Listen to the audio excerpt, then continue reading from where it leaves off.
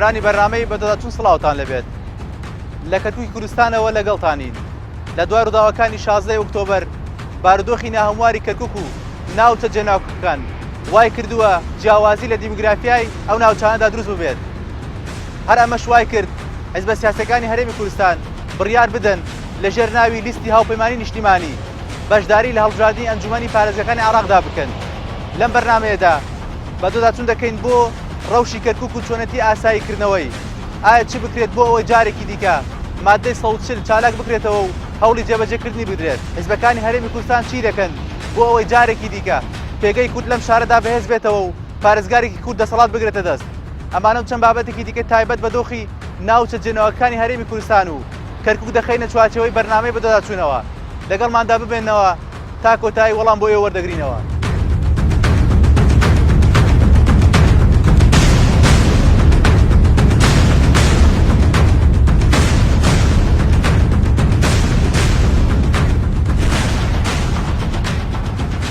ئەگەر واز لە مێژوو بێنین و هەر لە سەردەمی هەڵوەشاندنەوەی عوسمانی و هاتنی ئینگلیزەوە دەست پێ بکەین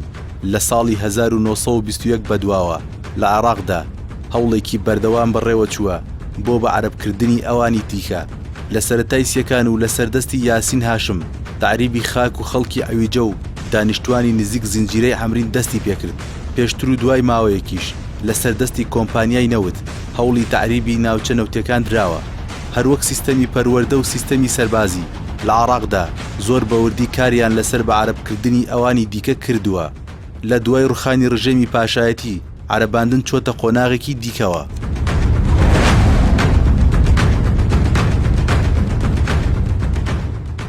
نووسەر و چاودێرێکی سیاسیە نەبوونی کۆدەنگی نیشتیمانی و ململانەی توندی حیزبایەتی هەریەکە لە یەکێتی و پارتی لە کەرکووک و ناوچە جێناکۆکەکان بە هۆکاری سەرەکی لە دەستدانی بەشێکی زۆری خاکی کوردستان دەزانێت و هەر ئەمەش وای کردووە پێگەی کورد لەو ناوچانەدا لاواز بێت و عەرەباندن دووبارە لە ناوچە کوردستانەکان دەست پێ بکاتەوە. بەڕای جەنابەت ئەم سەرژمێرەی کە لە 2020 دەکرێت تا چەند لە بەرژەوەندی کوردە یەکلایی دەبێتەوە؟ هەڵبەت بەخێر بێن. ئەگەر قسە لەسەر پێشەوەی قسە لەسەر سەرژمێرێکە بکرێ قسە لەسەرەوە بکرێ کورد بۆ خۆی لە دوای 2030ەوە تا 2017 چۆن مامەڵی لەگەڵ کردکا کرد یا لەگەڵ ناوچەدا برێنەکە بە گشتی ئەوەی تۆ ناودنە ناوچەی جێناکۆک یان لە قانونی لە دەستوری عێراقیە بە مەناتق متەنازعەیان ناسراوە. ئێمە کورد هەرجارەیەکی ناوێکی لەنە مەسەڵەن سەرۆکایەتی کاتی خۆی ناوینا ناوچە کوردستانەکانی دەرەوەی هەرێم ناوچەی پێک ناکۆکە جێناکۆکە باڵین دابڕێنراوە لە کوردستان هەمووانە ئەکێ قسەی لەسەر بکرێ. من بۆ خۆم بەردەوام ناوچەی دابڕێنرا و زیاتر ئەوە کە ماماژە پێم چونکە هەستەکەم لە ڕابردووە بە عەرەباندن و بەعساندن و تاراندنوانە ئەوە کراوە یعنی دابڕێنراوە بەردەوام هەوڵی ئەوە دراوە کە نەتەوەیەکی خاوەن یا نەتەوەیەکی خاک خاوەن لەوێ پەراوێز بخرێ لا بدرێ و خەڵکی تر بکرێتە خاوەندی. ئەمە ئەگەر ئاوا سێریکەوە مۆزوعێکە بەڵام لە 2023 بۆ 2017 بە بڕای من کورد نەیتوانی لانی کەم عەرەب و توکمان بە شێوەیەک ئاشتکاتەوە لەگەڵ خۆیە لانی کەم جۆرێک لە پێکۆژیانی ئاشتیانە دروستکە بۆی کە ئەگەر بەیانی سەرژمێری بکرێ خەڵک باڵین لە سەرژمێریەکە ئەوەندە مووسڵ بێ جگەلەوەی کە تۆ لەسەر بنەمای نەتەوە و ئاینوانش بێ بەڵام پێداگری لەسەرەوە بکە کە ڕۆحی پێکەوەژیان و یەکتر قبولکردن و بێکەوەڵکردن لەوێ بەرجەستە بکە و ئەگەر ڕاپرسی بکرێ خەڵکی تورکمان و عەرەب لە کورد زیاتر وابەستە بن بۆ کە تۆ ئایانوێت چۆن بژین لەگەڵ تۆیە. بە باوری من بە مروری ئەو 15-16 ساڵی کە کورد حکومڕانی کرد لەو شارەیە ئەوەندەی ئاڵاینەکاری خراپەوە لە تاوی ناوچەدابرێنەکان ئەوەندە ئاڵاینەوە کە وە گوتم لەگەڵەوانی ترار جۆرێک لە پێکۆژیانی ئاشتیان دروستکەین و ئەمە وای کرد لە کۆتاییە تۆ پێویستت بۆ بووکە تەنانەت کوردیش لەگەڵ خۆت ئاشتکەیتەوە. ئێستاکە لەو ناوچانە لە شنگالەوە بیگرە تاگاتە جەلەولا لە کەرکووک و خورمات و لەو شوێنانە پێویستە کورد ئاشتکەیتەوە پێویستە حرەکەی سیاسی کوردی دەسەڵاتدارانی کورد هەرێمی کوردستان کورد ئاشتکەنەوە لەگەڵ خۆیان. بەڕای جەنابەت بۆ کورد لە ماوەی چەند ساڵێکە لە کەرکووک حکومڕانی کردووە نەیتوانیوە ئەو کەشە بۆ خۆی دەستەبەر بکات کە بتوانێت لایەنەکان کوکاتەوە لە سەدۆری خۆ لامان کاتدا ئەم کەیسی کەرکووکیش بەلای خۆیدا یەکلای بکرێتەوە لەبەر دوو هۆی زۆر سەرەکی یەکیانەوەیە کە کورد حیزبایەتی کردو حیزبایەتی بە معنە زۆر داخراویەکەی یعنی حیزبایەتی بەو معنایی کە تەنیا حیزبەکەی خۆت و ناو حیزبەکەی خۆتا تەنیا ئەوانەی کە خۆت لە بەردڵان تاوانە لە بەرچاو بێ ئەمە یەکێ لە هۆیەکان بۆ یعنی جۆرێک لە ململانەی حیزبی لە نێوان کوردەکانە بووە لە کەرکووک بەتابەتی لەبین پارتی وێکێتیە کە لەبین ئەوانی تر لەبین تورکمان و عەرەبا بەو شێوەیە نەبووە ئەمە یەکێ لە خاڵەکانە خاڵی دووەم ئەوەندەی کورد خەمی باوڵین دەسەڵاتدارانی لە هەرێمی کوردستان ئەوەندەی خەمی ئەویان بووە گیرفانیان پڕکەن ئەوەندەی خەمی وایە بوونە مامەڵە بەنەوتەکەەوە بکەن ینی ئەوەندە لە خەمی ئینسانەکەیان نەبوونە خەمی دەسەڵاتدارانی کورد لە هەرێمی کوردستان بۆ کەرکووک و ناوچەکان ئەوە بووە کە چۆن دەست بگرن بەسەر بیرنەوتەکانە نەک ئەوەی کە چۆن ئینسانەکان دڵی ئینسانەکان ڕاکێشن بەلای خۆیانە بەڵام لە دوای ڕووداوەکانی 16 ئۆکتۆبەر بارودۆخی جیاواز لە کەرکووک هاتە پێشەوە پێت وایە لە ئێستادا مادە سەوچر بۆتە بەشێک لە مێژوو من ئەگەر ئاوا قسە بکەم من ناڵم دوای ڕووداوەکانی 16 ئۆکتۆبەر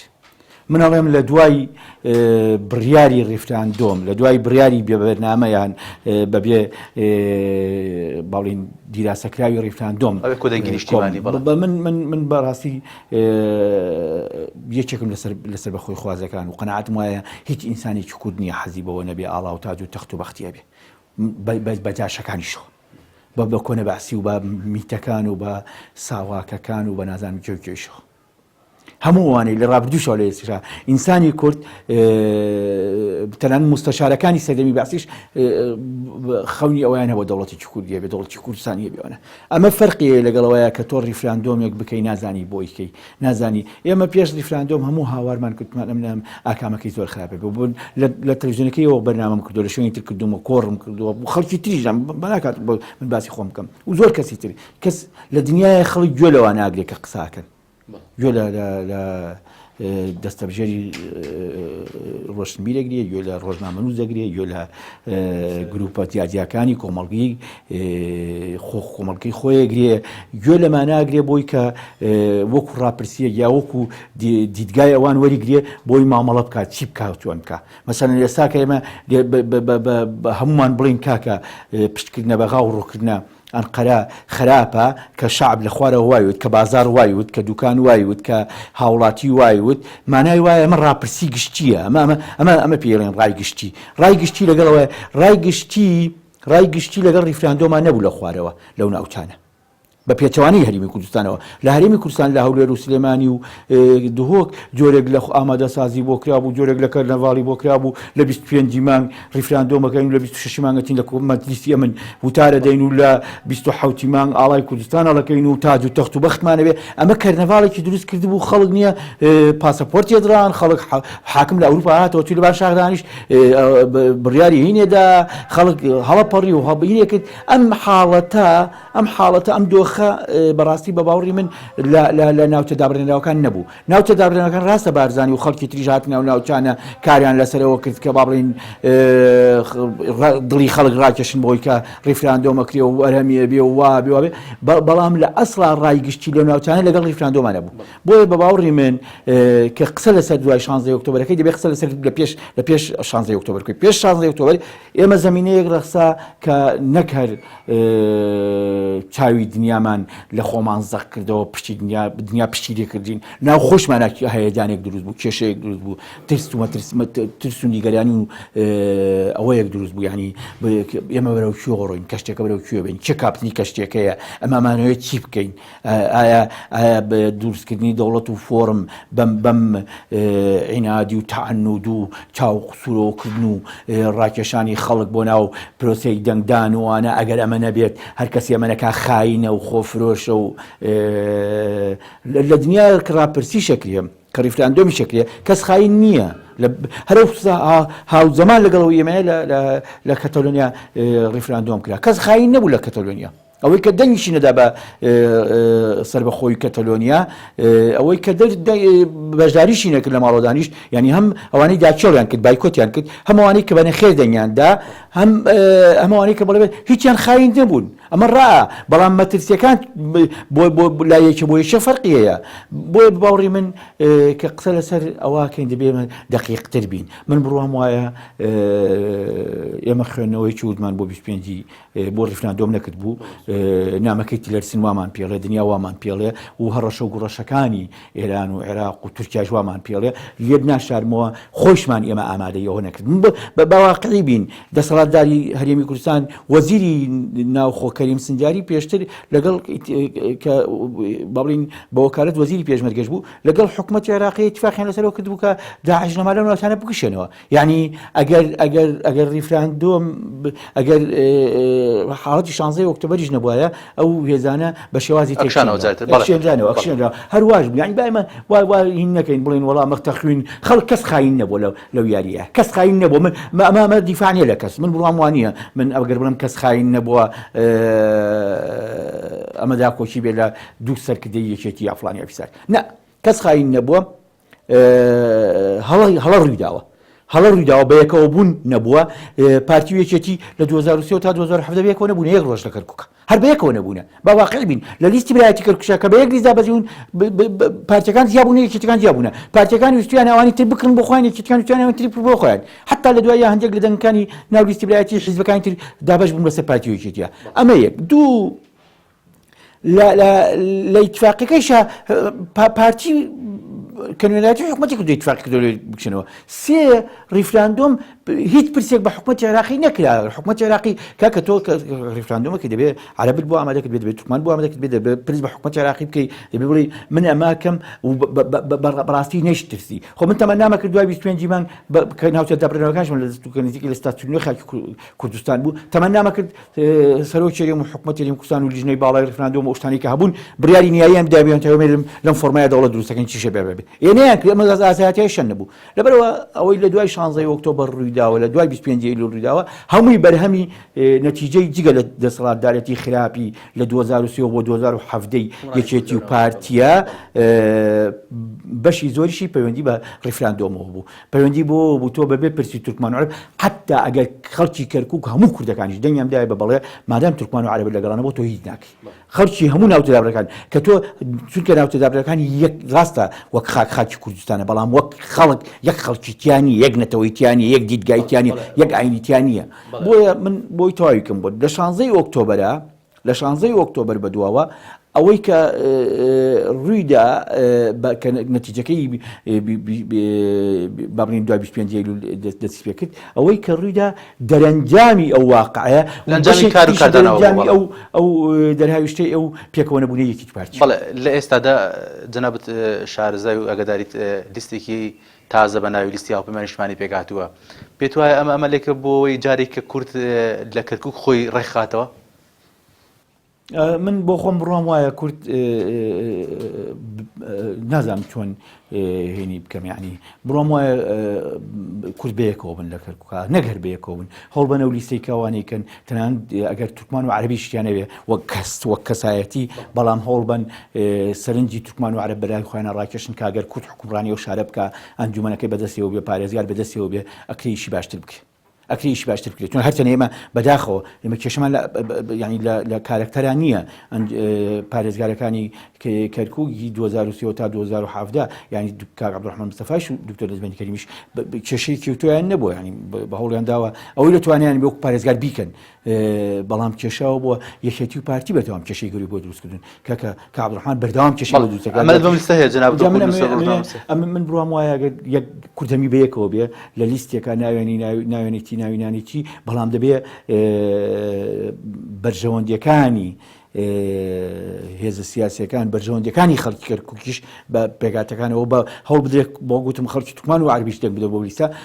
بەرژەوەندیانە پارێزرێ چونکە ناکرێت مەسەن بۆ نمونە تۆ کۆمەڵی ئیسلامی دیایەکێتی یا پارتی بێبەیانی بڵێ کاکە گیان ناوی یەکەم و دووەم و سێم ئیلا دەبێ من بێ و تۆش چیەکەی بکەیت ئەمە نابێ من بڕوام وایە ئەگەر دوو لیستیش بێ بەڵام دوو لیستی بەهێز بێ هیچ کێشە نابێ یعنی بۆ من کێشە نییە گرنگ کورد هەمی دەنگ بدا ئەوە گرنگە بۆ بەڵێ مامۆستا دیارە کورد ئەزمموی یەک لیستی هەیە لە ڕابردووە لە کەرکووک بە دیاریکراوی وەکو خۆت تا چەند گەشتبینی بەم یەکلیستیە؟ من بڕوام بە یەکلیستی زۆر هینی نەبوو. مەسەن لیستی برایەتی خۆ بە یەک لیست دابەزیتی. ئەوە تاوە ئەوانەی یەکێکەکان لە کەرکووک دەوامەکەن، هەندێک لە گرتوەکانیش دەوامەکەن و خەڵکی دەوامەکە، بەڵام پارتی نایەتر. یعنی خۆ لیستی برایەتی کەرکووک لیستی هەموو هێزە سیاسیەکانی کەرکووک تومان و عەرب و مەسیحیشتیا بوو. ئێستا خوا بە یەکەوە نین کاکە. بۆیە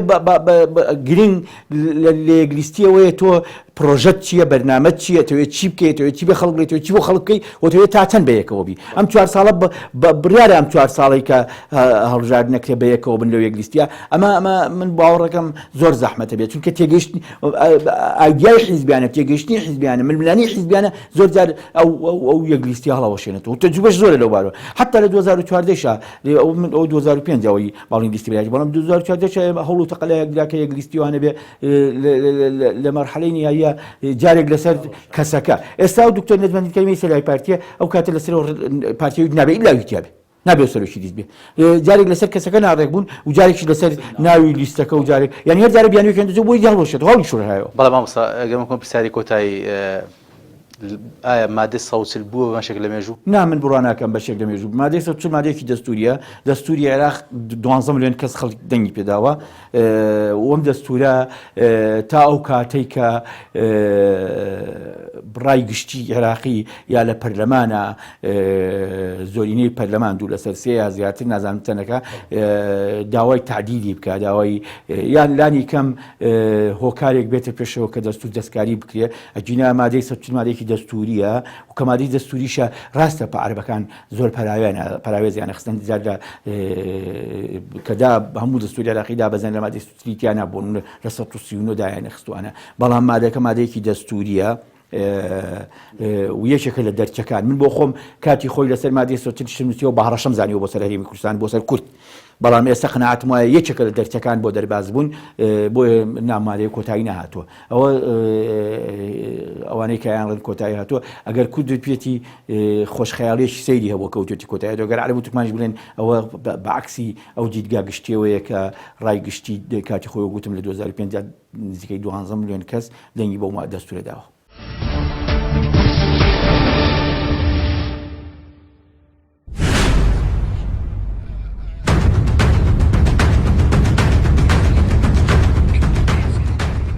ئەندامێکی سەرکردایەتی یەکێتیە و لە ئێستادا لە کەرکووک نیشتەجێیە. هۆکاری سەرەکی بە عەرەبکردنەوەی کەرکووک و ناوچە جێناکۆکەکان دەگەڕێتەوە بۆ خراپی ئیدارەی ئێستای کەرکووک و ئەو پارێزگاری بە وەکالەت لە کەرکووک دانراوە.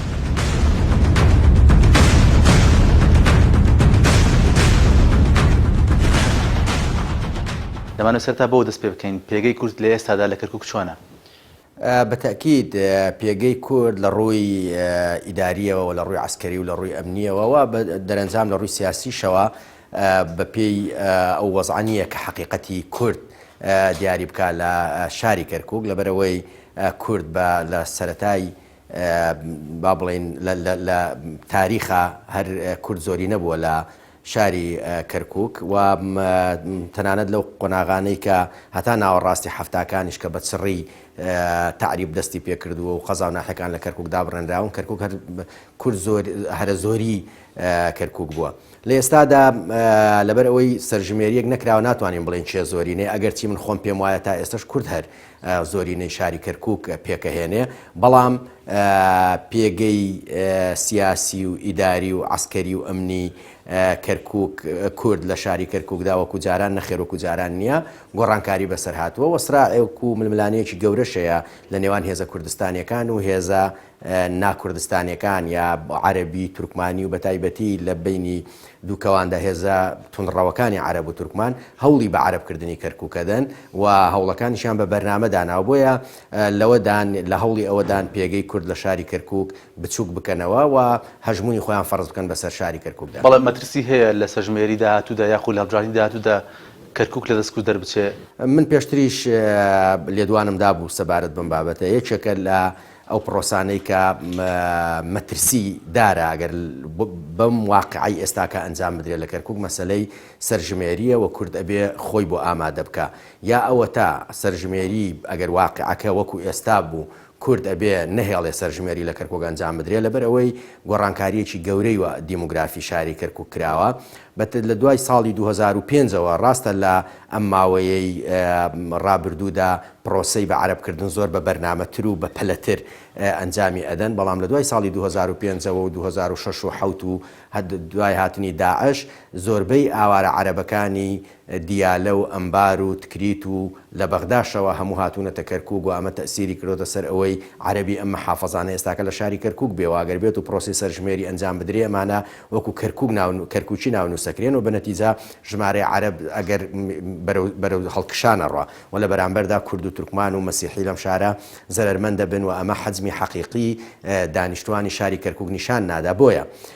پرۆسەکە ئەگەر لە واقعێکی وەک ئێستادا ئەنجام بدرێ مەترسیدارە و کورد نابێ بچێتە بنباری ئەنجامدانی سەرژمێری لەگەڵ ئەنجامدانی سەرژمێری لە 2020 لە کەرکووک ئەم قسەی من یەکەم قسەی یەکێتی نیشتیمانی کوردستانە ئێمە ڕێگە نادەین سەرژمێری ئەنجام بدرێ لە کەرکووکدا ئەگەر ئەم واقعی ئێستاکەی کەرکووک هەبێ لەبەر ئەوەی ئەمە واقعی ڕاستەقینەی کەرکووک نییە واقعی دیموگرافی کەرکووک گۆڕێنراوە سیاسەتی بە عەرەبکردن بەردەوامە و بۆ ئەم مەبەستە ئێمە کۆمەڵێک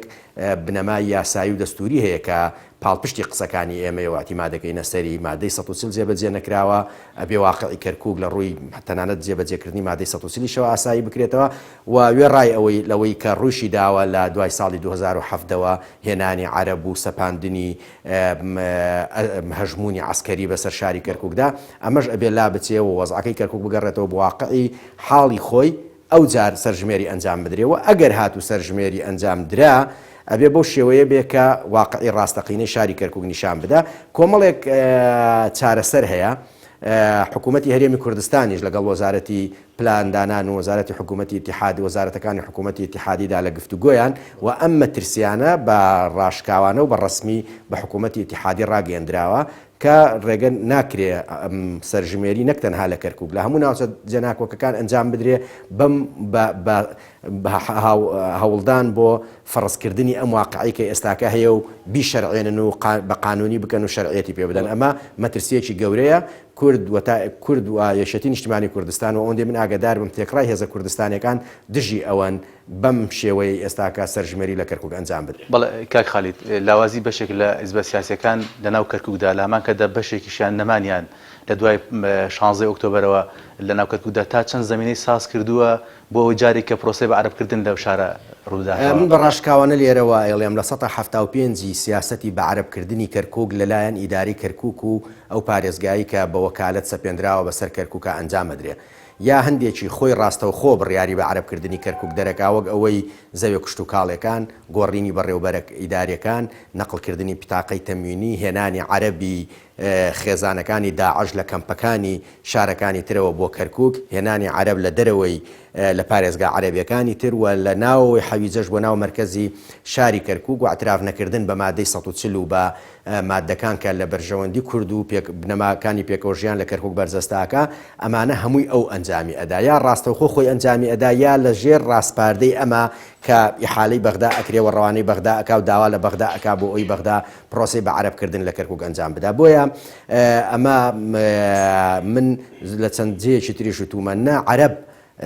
حزب عەرەبیەکان ئەوەندە بەقووەتن بتوانن بەم شێوەیە پرۆسەی بە عەرەبکردن لە کەرکووک پەرە پێ بدەن و جێبەجێ بکەن و نە تورکمانەکانیش ئەمەندە بەهێزن بتوانن بەم شێوەیە پاڵپشتی عەرەب بکەن ئەوەی کە جێی داخە هێزە کوردیەکان یەک ڕیزنین و تەبانین و بەرنامەیەکی سیاسی استراتیجیان نییە بۆ مامەڵەکردن لەگەڵ حزبەکانی تر لە شاری کەرکووک لە پێکاتەکانی تر بەرنامەشیان نییە بۆ نەبوونی ئەم یەک ڕیزیە و نەبوونی بەرنامەیەکی یەکگرتووی هێزە کوردستانیەکان و بە تایبەتیش من با بە دەقیقتر قسەکەم نەبوونی بەرنامەیەکی یەکگرتوو و استراتیجی هاوبەش لە نێوان یەکێتی نیشتیمانی و پارتی دیموکرات لەبەرەوەی ئەم دوو حزبە دەسەڵاتدارن لە هەرێمی کوردستان و لە کەرکووکیشە ئەمە تەسیری سلبی دروست کردووە لەسەر واقعی کەرکووک بۆیە زۆر زەرورە هێزە کوردستانیەکان و بە تایبەتی یەکێتی و پارتی ئەو ئیتیفاقی کە کراوە لە سەبارەت بە دانانی محافظ و پێکەوە هەوڵدان بۆ ئاساییکردنەوەی وەزعی ئەمنی و عەسکەری شاری کەرکووک هەتا زووە جێبەجێ بکرێ و هەر ڕۆژێک درەنگتر ئەم ئیتیفاقیە جێبەجێ بکرێ کورد زەرەری زیاتری لە یەکەوە سیاسەتی بە عەرەبکردن عربکردن زیاترە بێ بۆیە پێمان وایە هەندێک لە شەڕەکانی ئێمە لە ناوەوەی کەرکووکەوە ئەبێ لە ناو کەرکووکەوە بیکەین وەک ڕوبەڕووبوونەوەی پرۆسەی بە عربکردنی ئیداری و ئەوە بە خۆمانەکرێ محافظێکدا بنین و ئەوەی تریشیان لە بەغدا ئەکرێ ئێمە ئەبێ هاوکاری تیمی هەرێمی کوردستان بین کە لە بەغدا لەگەڵ حکوومەتی اتحادی باز لە ئاساییکردنەوەی کەرکووکەکرێ ئێمە لێرەوە عاملی زەخت بین لەسەر حکوومەتی اتحادی بۆ ئاساییکردنەوەی بارودۆخی عسکەری و ئەمنی کەرکووکیش. بەڵێ کە خالید لە دوای ڕووداوەکانی 16 ئۆکتۆبەر بەشێک لە چاودێرانی سیاسی پیان وایە مادەی 140 بووە بە بەشێک لە مێژوو جارێکە باس ناکرێتەوە. دیدی یەکەتین نیشتیمانی کوردستان بۆ مادەی 140 چوانە یاخود چۆن ڕێگای دەگرێتە بەر بۆ چالاکردنەوەی ئەم مادە و جێبەجێکردنی لە داهاتوودا. مادەی 140 مادەیەکی دەستوریە و کەس ناتوانێت بڵێ کۆتایی پێهاتووە و ئەو مادەیە وەک نەخشە ڕێگادانراوە بۆ چارەسەرکردنی کێشەی کەرکووک و ناوچە دابڕێنراوەکان ئەگەر هەندێک سیاسی پێشتر ئاماژەیان بەوە کرد بێ مادەی 140 کۆتایی پێهاتووە بەڵام ئەم بڕیارەی دواتری دادگای باڵای اتحادی عێراق کە بەوازحی ئەڵێ مادەی 140 مادەیەکی زیندووە و هەتاکو کێشەی کەرکووک و ناوچە دابڕێنراوەکان چارەسەر نەکرێ ئەو مادەیە هەر بە زیندێتی ئەمێنێتەوە. ئەمە مەجالی نیقاشی نەهێشتەوە بۆ هیچ لایەنێکی سیاسی ئاماژە بە هەڵوەشانەوە و نەمانی کاریگەری مادەی 140ەکە. بۆیە ئێمە پێمان وایە مادەی 140 ئەبێ ببێتە ئەو بنەما دەستوری و قانونیە کە هەرێمی کوردستان و حزبە کوردستانیەکان لە داهاتوودا مناقەشە و مفاوەزات لەسەر کەرکووکەکەن مادەی 140 بکەنە بنەمای هەر مفاوەزاتێک و هەر گفتوگویەکە لەگەڵ بەغدایەکرێ. بەڵێ یەکەتین نیشتیمانی کوردستان چۆن دەڕوایێت ئەم مادەیە لە ئێستادا؟ هەوڵی چی هەوڵی سەرەکی چییە بۆ چالاکردنەوەی ئەم مادەیە؟ ئێمە لە بەرنامەیەکمان هەبووە لە کاتی تەشکیلکردنی حکوومەت داوە بۆتە ئیتیفاقیش لەگەڵ ئەو هێزە کوردستانیانەی ترکە لە ناو حکوومەتی هەرێمی کوردستان بەشدارنەوە لەگەڵ حکوومەتی اتحادیشدا ئەوەی ئێمە لە ناو پەرلەمان و ئیتیفاقە سیاسیانەی کە هەمانە لەگەڵ ئەوانە مادەی 140 ئەبێ ببێتە نەخشە ڕێگای چارەسەرکردنی کێشەکانی کەرکووک و ناوچە دابڕێنراوەکان. بۆیە لە ئێستادا بەرنامەیە یەکێتی نیشتیمانی کوردستان بەرنامەیەکی داناوە داوێتە لایەنە پەیوەندیدارەکانی وەفدی دانووسانکاری کوردیش کە ئەچێتە بەغدا بۆ دوو لیژنە دیارە لە سەروبەندی دروستکردنی دوو لیژنەیان قسەی لێکراوە بۆ ئەوەی مادەی 140 سەر لە نوێ دەست بە جێبەجێکردنی بکرێتەوە. یەکێتی تێڕوانین و بەرنامەی خۆی هەیە کە داوێتێ لایەنە کوردستانیەکان هەم حکوومەتی هەرێمی کوردستان و هەم حکوومەتی اتحادیش کە خۆی لە زیندوکردنەوەی مادەی 140 و دانانی ئالیاتی نوێ بۆ جێبەجێکردنی ئەو مادەیە. بەڵێ کە خالید لەم یەک دوو ڕۆژی دوای دیارە لیستێکی هاوپەیمانی نیشتیمانی کورد پێکاتووە بە هۆشداریکردن لە هەژارنەکانی پارێزگایەکانی عێراق و کەرکووک بە دیاریکراوی. جەنابەت خوێندنەوەت بۆ ئەم لیستە چۆنە تا چەند دڵخۆشکەرە یاخود گرنتی چییە کە ئەم لیستە بە دەردی لیستی برایەتی کەرکووک ناچێت کە لە ساڵ 2005دا ئەم لیستە جارێکی پێکاتە بوو؟ من ناڵێم هەر هەنگاوێکی دڵخۆشکەرە بڕ کۆڵێم هەنگاوێکی زۆر پیرۆزە و اتفاقێکی پیرۆزە بێ لێلا نەدەین و التیزامی پێوە بکەین و ئەم لیستە سەر بخەین و هەموو بە یەک لیست بەشداری هەڵبژاردننی ئەنجومەنی پارێزگای کەرکووک بکەین و جارێکی تر هەم بیسەلمێنینەوە کە ئەم شارە شارێکی کوردستانیە و زۆرینەی کوردن و ئێمە لە ڕووی ئیداریەوە کەرکووک خەڵکی تر بە سەریاسە پێندراوە بەدەر لە شەرعیەت بەدەر لە دیموکراتیەت بەدەر لە احترامگرتنی حکمی زۆرینە. ئێمە جارێکی تر هیوادارین لە ڕێگای بە هەموو لایەک و هەموو کوردێک نەک تەنها خەڵکی ناوەوەی کەرکووک بەڵکی و دەرەوەی کەرکووکیش وەکو سراعێکی سیاسی نەتەوەیی دیموکراتیانە پشتگیری کوردانی کەرکووک و کوردستانیانی کەرکووک بکەن بۆ ئەوەی ئەم لیستە نەک تەنها دروستکردنی لیستەکە مەبەستە نەخێر مەبەست سەرخستنی هێزە کوردستانیەکانە لە ڕێگای ئەم لیستەوە لە ئەنجومەنی پارێزگای داهاتوو و بەدەستهێنانەوەی ئیداری شاری کەرکووک و وەزە ئیداری شاری کەرکووک. بۆیە ئەرچێکی پیرۆزە و ئەرچێکی نەتەوەیە داواکارین نەک لە هێزە کوردستانیەکان کە بەردەوام من بەڵکو داواکارین لە کوردستانیانی کەرکووک متمانە بەم لیستە بدەن و داوا لە نوخبەی کوردی ئەەکەین کوردستانی ئەەکەین لە شارەکانی تری کوردستان داوا لە هاوڵاتیانی کوردستانیەکانی شارەکانی تری هەرێمی کوردستانی شەکەین کە پاڵپشتی کوردانی کەرکووک بکەن لانی کەم لە ڕووی معنەویەوە بۆی بتوانین ئەم گرەوە دیموکراسیە بەرینەوە. ئەندامێکی ئەنجومەنی سەرکردایەتی پارتیە هۆکاری سەرەکی لە زیادبوونی ژمارەی دانیشتوانی عەرەب لە ناوچە جێناکۆکەکان و پارێزگای کەرکووک بە ڕووداوەکانی 16 ئۆکتۆبەر دەبەستێتەوە و پێی وایە ئەگەر بەشێک لە هێزە کوردیەکان بەرگریان لە کەرکووک کردبا دۆخی کەرکووک بە ئێستا نەدەگەیشت. دەمانێت بزانین کێشە مێژوویەکانی کەرکووک لە دیدی ئێوە چۆنە پارتی دیموکراتی کوردستان چ هەوڵێکدا بۆ چارەسەرکردنی ئەنگرتانەی کە ئێستا لە کەرکووکدا هەیە؟ سپاس بەخێر بێن. ئاشکرایە کەرکووک هەمیشە بە کێشە بووە بە تایبەتی پاش ئەوەی کە نەوتی تیا دۆزرایەوە توانین بڵین لەگەڵ دامەزراندنی حکوومەتی عێراقیەوە هەوڵدراوە کە کێشە و گرفت بوو گۆڕانکاری لە دیموگرافیای ئەو شارە بکرێ تعریب گەیشتۆتە قیمە لەوێ بە تایبەتی لە سەردەمی ڕژێمی دیکتاتۆری وە لە دوای 16 ئۆکتۆبەریشەوە توانین بڵین کوردیش هیچ کاتێک مساومەی لەسەر کوردستانی بوونی ئەو شارە نەکرد و ناشیکە چکە ئێمە دڵنیای لەوە شارێکی کوردستانیە تاریخیان لە هەموو ڕوویەکەوە حساباتی بۆکەی کورد زۆری نەبووە تێیدا ئەوەی بەڵگەکان هەنا لە ناو بەڵگەکانی عوسمانیەکاندا کە ئەوان با بڵێن لەوکو پاژماوە و دەسەڵات و ئیمپراتۆرەتی ئیسلامی کە لە منتەقەکە هەبوونە لەو کاتەشدا زۆر شت بەدەستەوەیە کە کورد ئەکسەریەتەوە کەرکووک شارێکی کوردستانیە و خەڵکیش نسبەتێکی زۆر کەمە لە تەنانەت لە نوێنەرانی کەرکووکیش لە عێراقدا کە هەبوونە هەمیشە کورد زۆری نەبووە بۆیە ئێمە دڵنیاین کە ئایندەی ئەو شارای کوردستانیە و ئایندەی ئەو شارە بۆ خەڵکی کەرکووک دەبێ و ئێمە دەزانین کە لە ڕۆژێک دەبێت کە ئەگەرێتەوە سەر هەرێمی کوردستان و کێشەکان چارەسەر دەبێت بەڵێ دەرە لە ئێستادا جۆرێک لە تاریبکردن دووبارە لە کەرکووک دەستی پێکردوێتەوە خۆشمان دەزانین لە 2020 سەژمێری لە کەرکووکە دەست پێ دەکرێت ئایا ئەمە تا چەند زەرەری هەیە بۆ سەر پێگەی کورد لەو ناوچەیەدا ئەتوانم بڵێم بەو درێژایی ئەو مێژووی کە ئیشارەتمان پێدا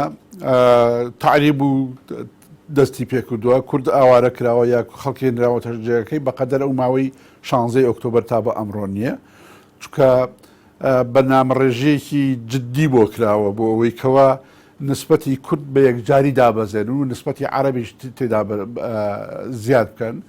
ئەو عەرەبانی کە لە دوای 2003ەوە بە ناوی جێبەجێکردنی مادەی 140ەوە تەعویزیان وەردەگرت دەنێردرانەوە بۆ شار و شارەکانی تری عێراق لە بەسڕەوە تا بگاتەوە شارەکانی تر ئەمانە هەموو گەڕاونەتەوە هەمویان هێناونەتەوە کەرکووک و ئێستا ئەوە تا دەچن کە سوکاری داعشەکان دێنن لەوێ نیشتەجییان دەکەن تا دوێنێ کە سوکاری ئەو پیاوەکانی ئەو داعشانە لە کەرکووک خەڵکیان شەهید دەکرد هاتن کەرکووک داگیر بکەن ئێستا کە سوکارەکانی هێنە لەوێ نیشتەجێکردن اینجا نسبەتێکی زۆری تریش عەرەب لە شار و شارۆچکەکانی تری عێراقەوە دەیهێنن لەوێ نیشتەجێ دەکەن بە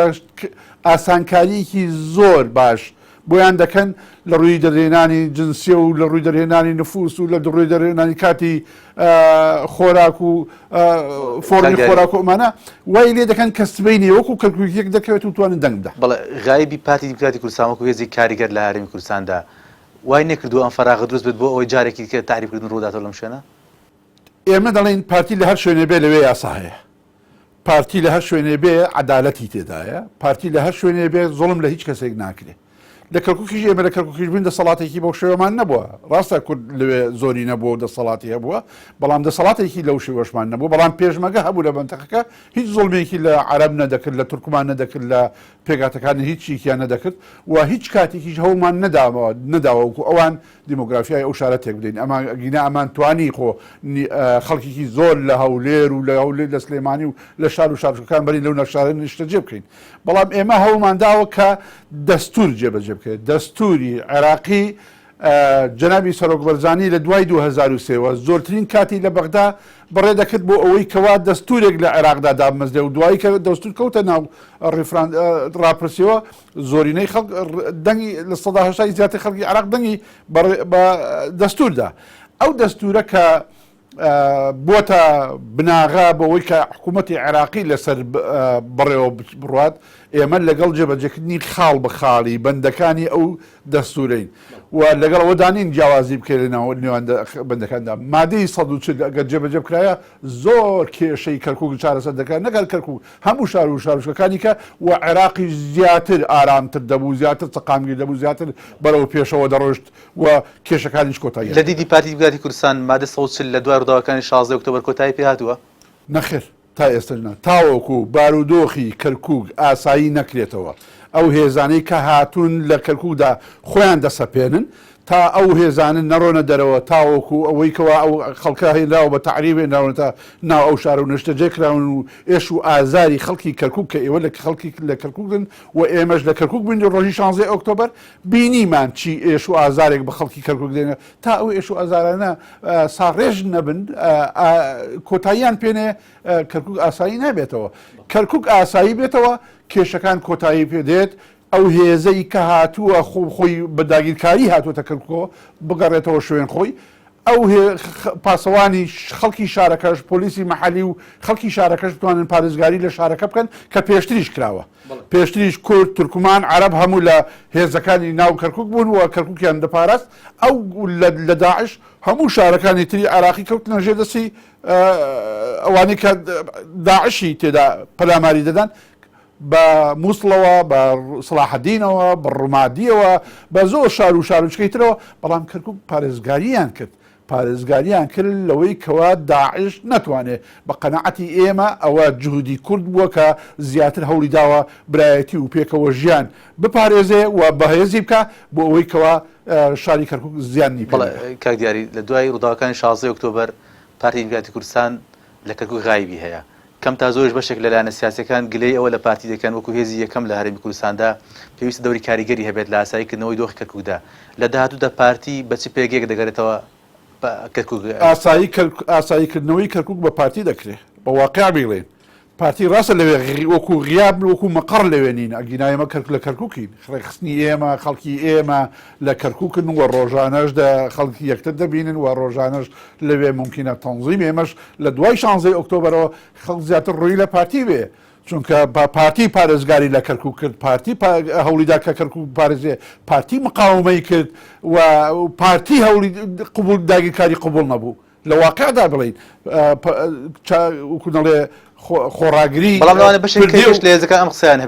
خۆراگری پردێ و شوێنەکانی کە گوم نابنەوە مێژووە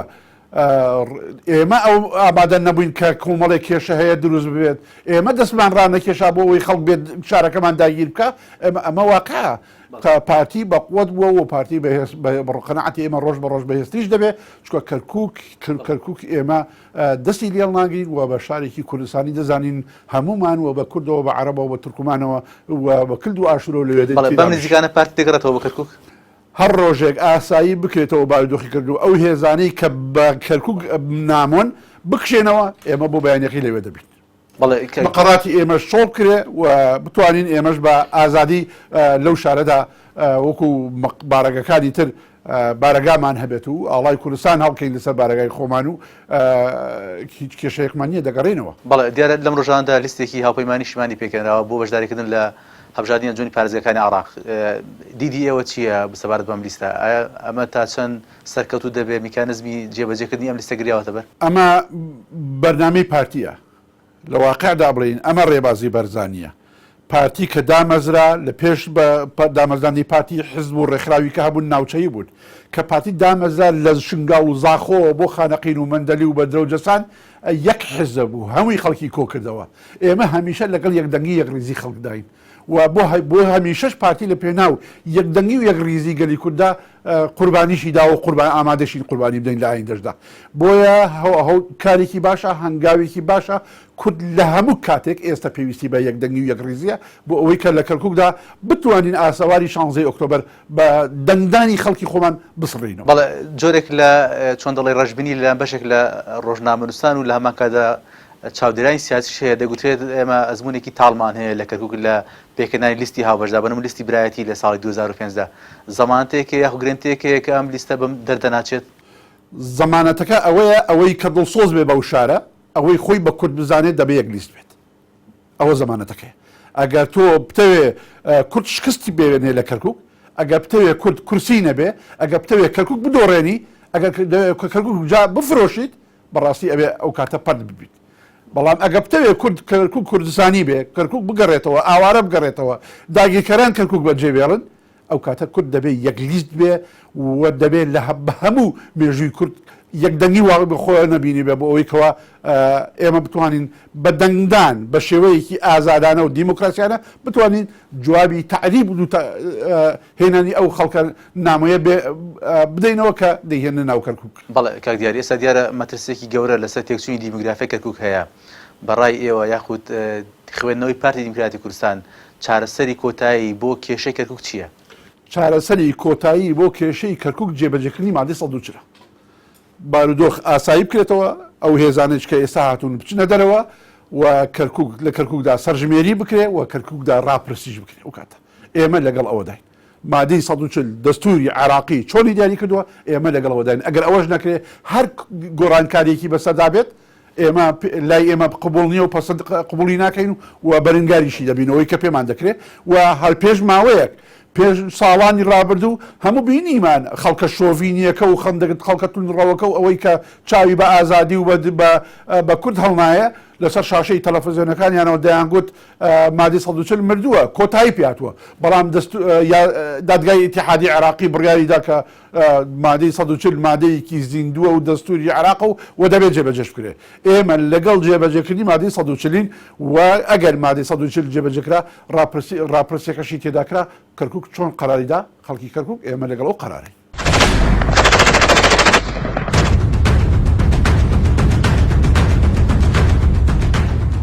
کوردی کەرکووک لە پارێزگای کەرکووکدا لە ڕووی ژمارە و فراوانی ناوچەوە بە ناوچەی نیشتەجێبوونیشەوە بە پلەی یەکەم دێت. کۆی هۆزە کوردیەکانی کەرکووک لە ژمارەی هۆزی نەتەوەکانی دیکە زۆر زیاترن کە ژمارەیان دەگاتە 25 هۆز. ژمارەی هەندێکیان لە هەزاران خێزان تێپەڕ دەبێت بەڵام دۆخی نالەباری کورد لە ناوچە جەناکۆکان لەگەڵ ئەوەشدا هۆزە کوردیەکان لە سنووری پارێزگای کەرکووک هەمیشە ڕوبەڕووی زۆرەملێ و تعریب بوونەتەوە و هەندێکیشان لە ناوچەکانی خۆیان دەربە دەرکراون.